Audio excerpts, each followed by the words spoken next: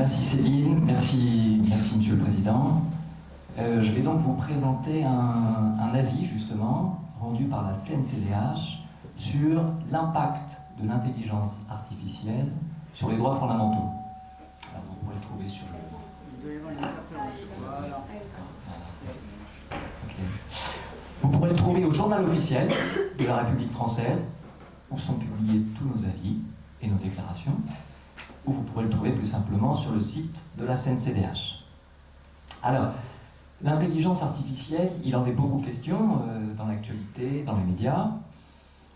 D'abord, dans notre avis, on a tenu au départ à prendre nos distances avec ce vocable, avec cette expression d'intelligence artificielle qui nous paraît inappropriée, qui nous paraît trompeuse sur la réalité de ce qu'est l'intelligence artificielle. Elle est trompeuse, elle peut faire naître des craintes excessives ou bien des espoirs excessifs, un enthousiasme également, qui n'est pas en phase avec la réalité de ce qu'est l'intelligence artificielle. L'intelligence artificielle, c'est essentiellement un traitement de données. Ce sont des traitements de données qui reposent sur des processus informatiques. On distingue en gros sur le fonctionnement de l'informatique associé à l'intelligence artificielle, à ce qu'on appelle communément l'intelligence artificielle, et je utiliserai ce terme dans la suite de mon exposé pour des raisons de commodité. Quand on parle de l'intelligence artificielle, on désigne en gros deux choses. Il y a deux types d'intelligence artificielle. D'abord, la plus connue, la plus ancienne, c'est ce qu'on appelle l'intelligence artificielle symbolique. L'intelligence artificielle symbolique, c'est quoi? Ça correspond en fait à la programmation d'une série d'instructions qui vont constituer un algorithme, série d'instructions, et qui repose après sur une logique de déduction. C'est-à-dire que l'utilisateur va entrer des données, l'algorithme va les traiter, la série d'instructions codées va analyser ces données et va en sortir quelque chose, va en sortir une réponse, va en sortir quelque chose. Par exemple, un exemple d'IA symbolique, c'est des diagnostics médicaux, de l'aide, diagnostic médical. Ça va consister à rentrer un certain nombre de symptômes du patient. Ça va mouliner, l'algorithme va mouliner, va entrer en action, et ça va ensuite sortir la probabilité que le patient ait telle ou telle pathologie, telle ou telle maladie. Voilà, ça c'est un exemple d'IA symbolique. On parle aussi parfois de systèmes experts, puisque ce sont des systèmes d'IA qui sont conçus à partir de l'expertise d'un humain. Après, le travail des informaticiens sera de modéliser ce savoir, un savoir médical, un savoir de juriste. Après, il faudra le modéliser dans un programme informatique et qui permettra ensuite d'être utilisé par des juristes ou des médecins pour les aider dans leur activité. Ça, c'est l'IA symbolique. Et c'est l'IA, donc j'allais dire, c'est celle qui a émergé dans les années 60. Et c'est une IA que, en gros, vous connaissez tous. Ensuite, il y a ce qu'on appelle l'IA connexionniste. Alors, l'IA connexionniste, ça c'est autre chose. C'est quelque chose de plus récent, c'est quelque chose qui s'est développé vers la fin des années 90, au début des années 2000. L'IA connexionniste, en fait, elle consiste à, non pas à livrer des instructions à la machine, à lui donner des règles, mais à lui donner une quantité considérable de données, et c'est à la machine d'en inférer des règles. C'est à la machine ensuite, vous voyez, de trouver des constantes. C'est à la machine, après cet apprentissage, ce qu'on appelle un apprentissage, c'est la machine qui va ensuite pouvoir donner des réponses, pouvoir identifier, détecter des choses. C'est par exemple l'IA connexionniste qu'on utilise pour de la reconnaissance d'images. Par exemple, pour reconnaître un chat. C'est utile, ça, pour reconnaître un chat avec une machine. Vous voyez ? Donc, en fait, on va donner à la machine des centaines de milliers de photos de chats, et en fait, après, la machine, quand on lui soumettra une photo de chat, après, disons qu'elle saura reconnaître un chat, à partir de toutes ces informations, de toutes ces données qu'on lui a redonné à apprendre. Donc vous voyez que là, c'est pas la même logique. Hein. Dans l'IA symbolique, on a une logique de déduction. Dans la logique de l'IA connexionniste, c'est plutôt une logique d'induction. Vous voyez, bon, la machine, à partir des données, va en inférer un certain nombre de règles, un certain nombre de constantes qu'elle va ensuite pouvoir utiliser pour détecter des choses. Alors, je vous ai parlé d'aide au diagnostic médical. On a aussi des logiciels d'aide au diagnostic médical qui reposent sur de l'IA connexionniste.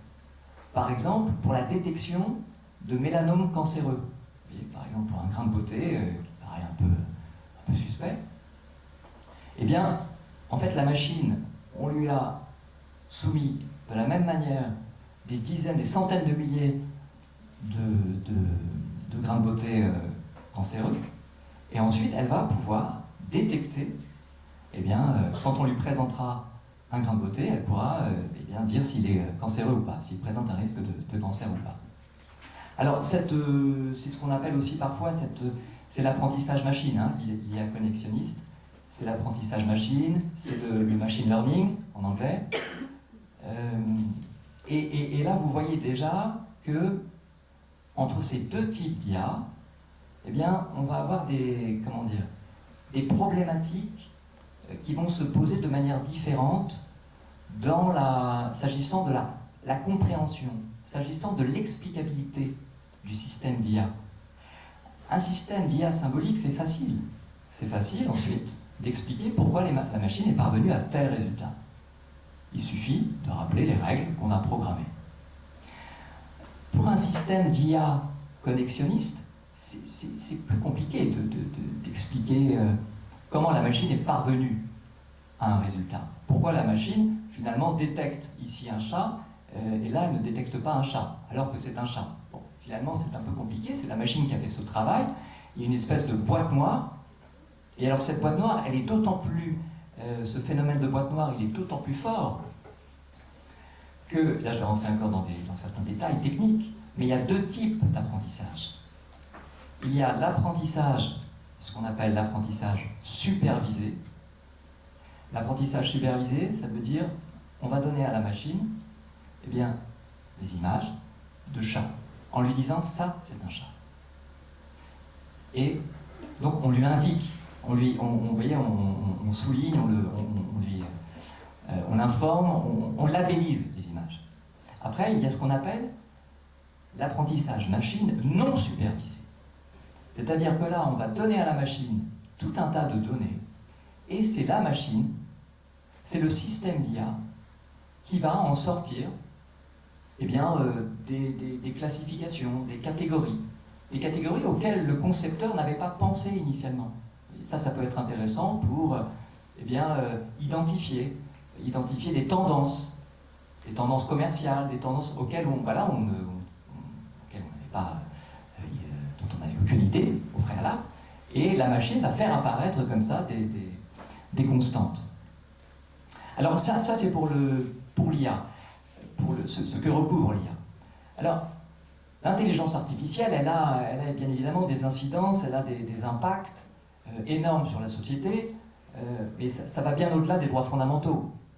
Alors ça, vous en avez sans doute entendu parler dans les médias.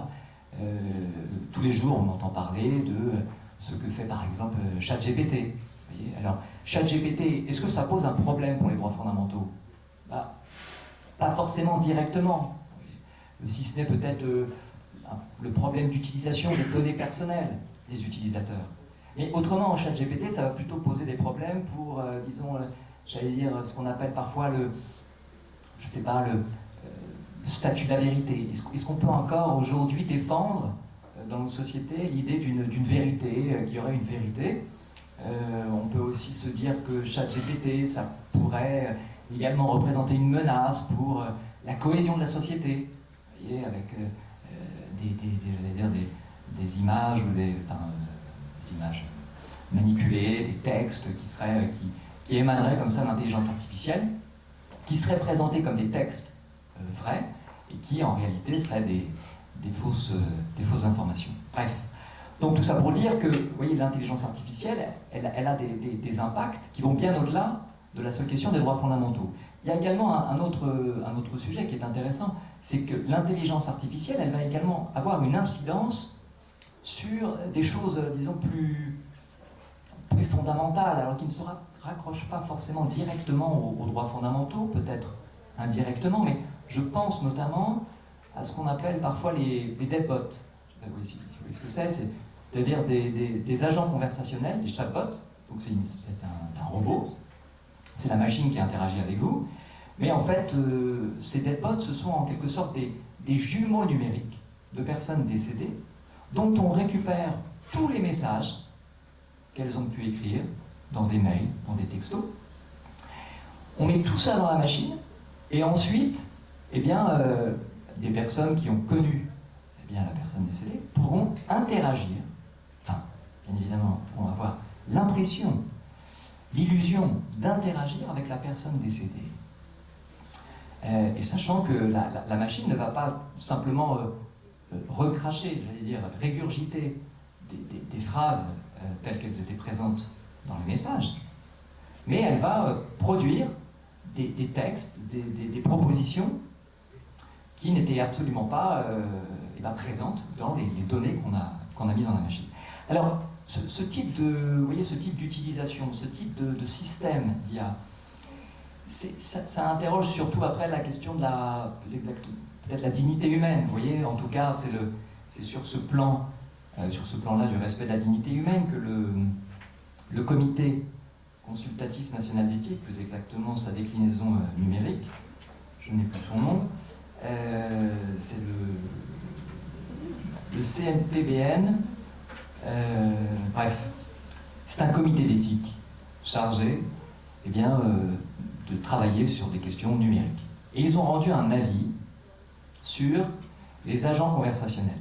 Et dans cet avis, ils évoquent ce sujet, cette question, en disant est-ce qu'il faut l'accepter ou non? Est-ce que ces deadbots, est-ce que la société est prête? Est-ce que ça ne pose pas des questions? Est-ce que ça ne pose pas un problème au regard du respect de la dignité humaine? Et quand bien même on l'accepterait, il faudrait l'encadrer. Mais l'encadrer comment? C'est-à-dire, qui pourrait... il faudrait peut-être que déjà que la personne soit consentante, parce qu'à l'heure actuelle, en fait, ce qui se passe, c'est qu'il y a des deadbots qui sont conçus de manière un peu, c'est pas sauvage, mais il y a des gens dans le monde des informaticiens notamment, qui conçoivent des deadbots, alors même que la personne décédée n'y a pas consenti. Donc là, vous voyez, on peut avoir une problématique de droit fondamental qui se rajoute à la question de la dignité humaine. Bon, je vais en venir maintenant à l'impact de l'IA sur les droits fondamentaux. Alors, je vais vous présenter donc les recommandations, je vais vous présenter les analyses présentes dans cet avis. Cet avis, il s'organise autour de il est structuré autour de deux parties, deux temps. Quand on parle de droits fondamentaux, je ne sais pas si vous l'avez déjà étudié en droit constitutionnel peut-être, ou en droit des libertés publiques, quand on parle de droits de l'homme, de droits fondamentaux, il est toujours question de mise en balance, de conciliation. Les droits de l'homme ne s'appliquent, ne s'exercent jamais dans l'absolu.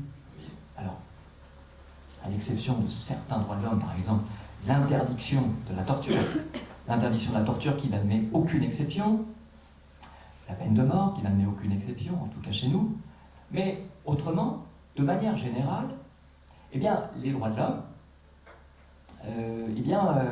ils doivent être conciliés, ils doivent être mis en balance avec d'autres impératifs, avec éventuellement d'autres droits fondamentaux. Par exemple, typiquement, on va avoir des confrontations, dans certains cas, entre droit de propriété et droit au logement. À l'heure actuelle, il y a une proposition de loi qui vient d'être adoptée et qui concerne très précisément cette problématique, cette question de la conciliation entre droit de propriété et droit au logement. Jusqu'où peut-on aller dans la remise en cause du droit de propriété pour garantir le droit au logement? Jusqu'où peut-on aller dans la remise en cause du droit de propriété sans remettre en cause fondamentalement ce droit de propriété, sans le dénaturer, sans le... Oui, non. Donc ça, c'est un point fondamental, cette idée de conciliation.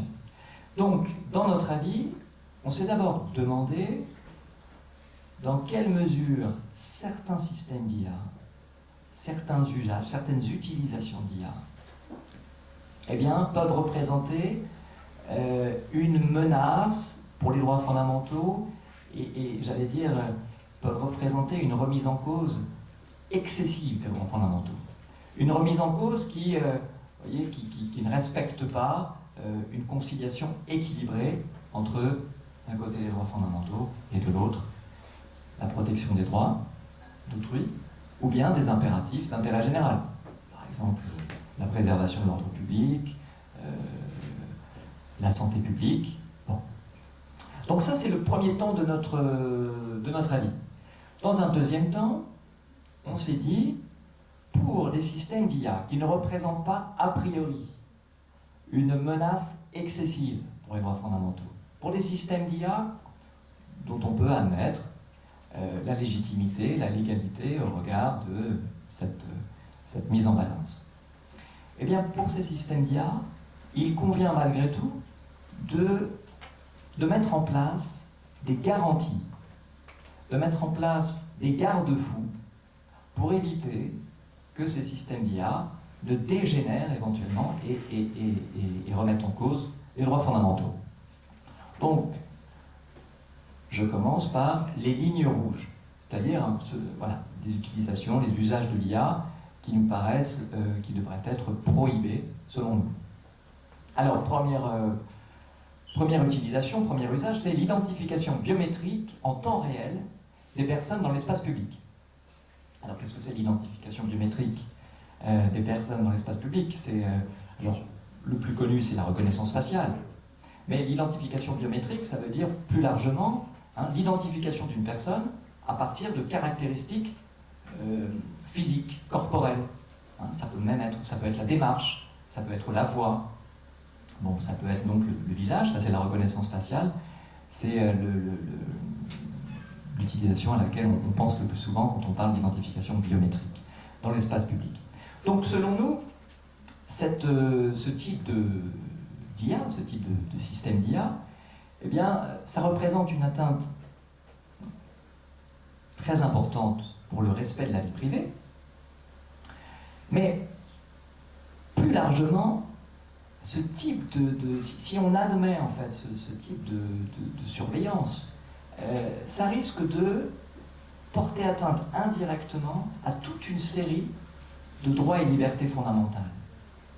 Par exemple, la liberté de manifester. Par exemple, la liberté d'aller et venir.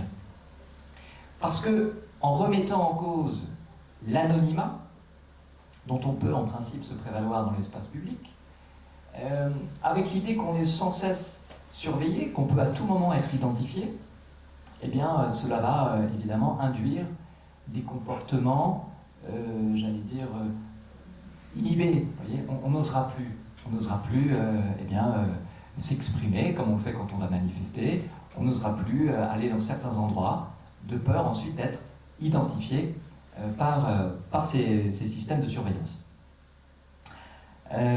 Alors, en même temps, toujours au regard de cette idée de conciliation, de mise en balance, on estime qu'il faut prohiber ces techniques d'identification biométrique dans l'espace public. Mais on y met une exception, on admet une exception, on admet ces techniques, ces technologies, lorsque c'est strictement nécessaire, adapté et proportionné pour la prévention d'une menace grave et imminente pour la vie ou la sécurité des personnes, ou encore pour la sécurité des ouvrages, des installations d'importance vitale. Par exemple, une centrale nucléaire. Vous voyez, donc, si vous voulez, la CNCDH, elle s'efforce toujours de tenir une position équilibrée, une position exigeante vis-à-vis du respect des droits fondamentaux, mais une position équilibrée. Bon, en même temps, vous le voyez, j'allais dire, c'est une restriction extrêmement étroite. Sur ces caméras, sur ces... Comment dire? Bon, en même temps, je vois que le temps passe. Ouais. Bon, donc je vais avancer sur d'autres... alors, en matière de justice, on est évidemment opposé à des logiciels, à des systèmes d'IA de justice prédictive, tels qu'ils existent aux États-Unis. Je ne sais pas si vous en avez déjà entendu parler. Aux États-Unis, dans certaines juridictions, eh bien, les juges, ils peuvent s'aider d'un logiciel. C'est le logiciel, alors le logiciel dont on parle beaucoup, c'est celui qui a le plus de succès aux États-Unis, c'est le logiciel COMPAS. C-O-M-P-A-S. En fait, ce logiciel, il est programmé pour aider le juge à évaluer le risque de récidive qu'une personne peut représenter. Une personne condamnée, eh bien, quand on va ensuite s'interroger éventuellement sur une remise de peine ou sur une sortie de prison avec un aménagement de peine, bref, eh bien, le juge va se tourner vers ce logiciel et le logiciel va lui sortir un chiffre, un résultat, pour lui dire, eh bien, cette personne représente tel pourcent de risque de récidiver. Alors, ce type de logiciel, c'est bon pour nous, évidemment, ça ne va pas du tout, c'est totalement contraire aux droits fondamentaux, c'est contraire au droit au procès équitable, et puis c'est aussi un logiciel qui repose sur des... Alors ça, il y a des études américaines qui l'ont prouvé, qui l'ont montré, ce type de logiciel repose sur des biais. C'est-à-dire qu'en fonction de votre groupe d'appartenance, eh bien, vous serez rangé dans telle ou telle catégorie de risque. Vous voyez, donc on s'est rendu compte comme ça que, eh bien, il y avait de la discrimination raciale à travers l'utilisation de ces logiciels. Je vais passer également rapidement sur la reconnaissance des émotions. La reconnaissance des émotions, par certains, il y a des systèmes d'IA. En tout cas, il y a des entreprises qui aujourd'hui proposent des systèmes d'IA de détection aptes à évaluer les émotions des gens. Alors ça repose sur un postulat scientifique très discutable, très discuté, très contestable. L'idée qu'on peut induire de tel ou tel comportement, de tel ou tel gestuel, telle ou telle émotion. C'est quelque chose qui n'a pas de fondement scientifique. En même temps, c'est quelque chose qu'on critique et dont on préconise l'interdiction, tout en reconnaissant eh bien, le bienfait que cela peut représenter pour certaines personnes. Alors je pense notamment à des personnes, à des enfants autistes. Vous voyez, ce type de logiciel peut favoriser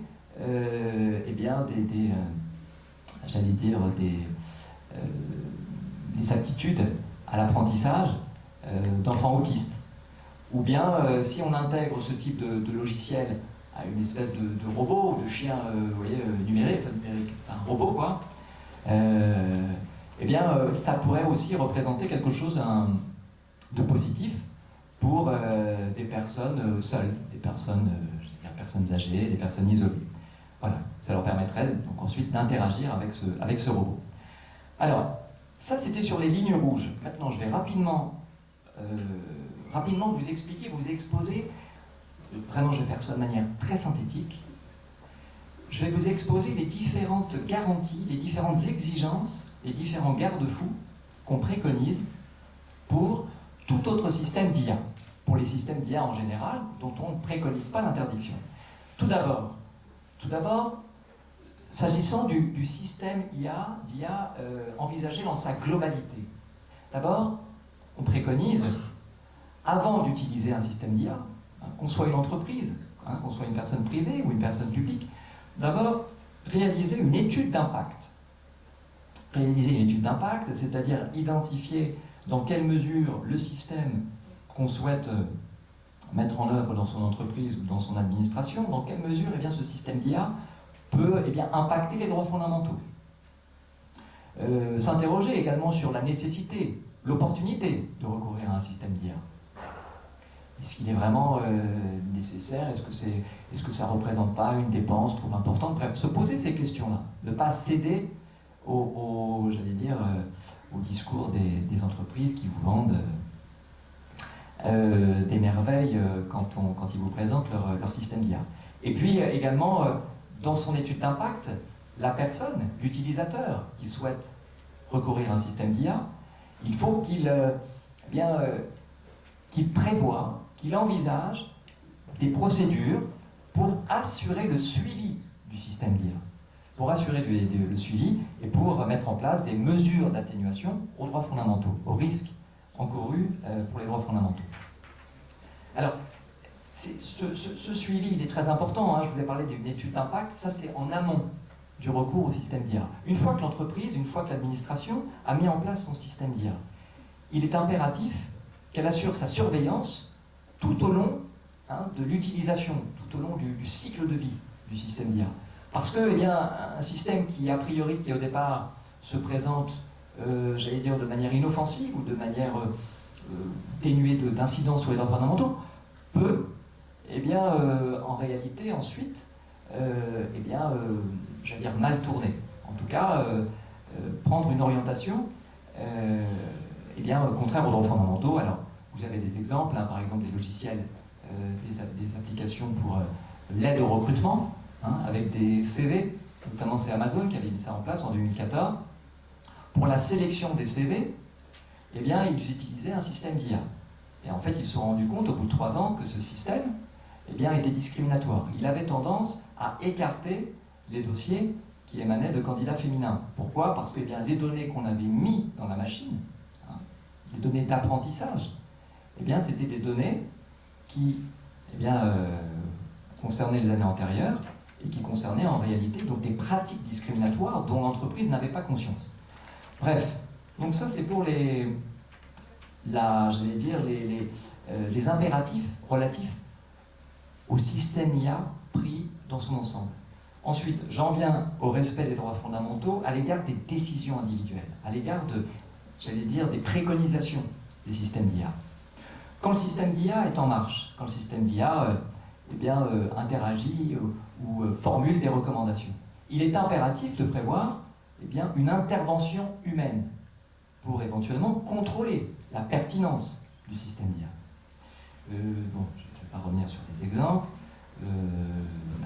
Je pense notamment, parce que c'est important quand même de le relever, il existe à l'heure actuelle des systèmes algorithmiques qui sont utilisés par les services de renseignement pour détecter des données de connexion, des données de navigation suspectes.